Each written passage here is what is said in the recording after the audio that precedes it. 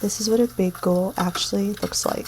Not a gym, not a class, just you and a decision to start. It starts here, not with the workout, with the morning, with the eggs and the coffee and the quiet before the noise kicks in. I've learned how I start my day is how I train, intentionally or not at all. So I protect my morning. I make my food, I make my coffee, and I let myself be slow before I ask my body to be strong. There's something about this ritual that I can't skip. It sounds really small, and it kind of is small, but this is part of my routine that tells my brain, today's on purpose. And when today's on purpose, the workout happens. The food is good, the decisions line up. It always starts right here. And I get moving. And most days it doesn't look like anything impressive. I'm outside in the sun, my dog here in the way. I haven't fully woken up yet, but I'm here. I'm moving, and that's really the whole point. I spend real time here. In the warm-up, in the positions that don't look like a workout, but they absolutely are. On all fours, breathing. Finding the connection between my breath and my core before I ask it to do anything. This, my friends, is my pelvic floor workout. This is a deep core activation, and it took me a long time to understand that this is actually where real training begins. I'm going to be honest, I used to rush past this part. I wanted to get to the real exercise, the lifting, the sweatiness.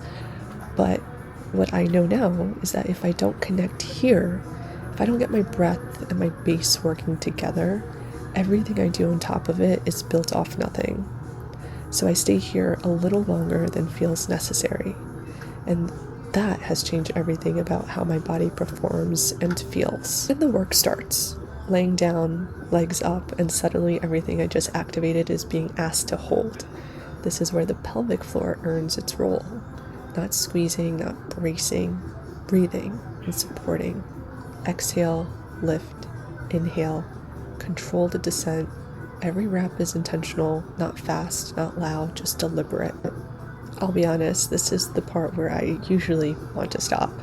Not because it's the hardest, but because it doesn't look like the hardest. And I think that's why so many people skip deep core workouts, because it doesn't feel cinematic. There's no PR to chase. It's just you on the floor doing the quiet work that your body will thank you for in ways that you can't see. But then something shifts, and you're in it.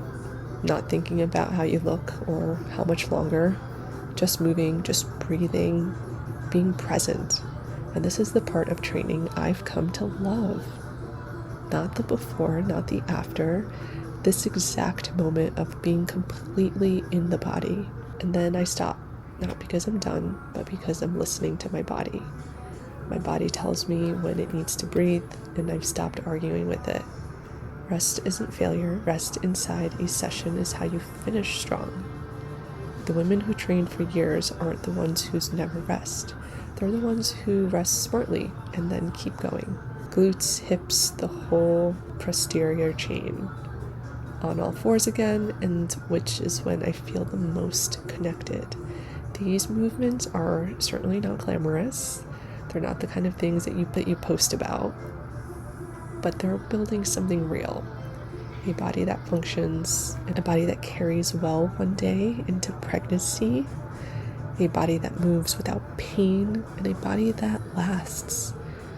This is what big goals actually look like. Not a perfect session, not the right gear or the right gym, just a random Wednesday on your terrace after you had some eggs, coffees, you're in the sun, doing the work, showing up for yourself in the quietest, most honest way. If you're doing this too, I see you, and keep going.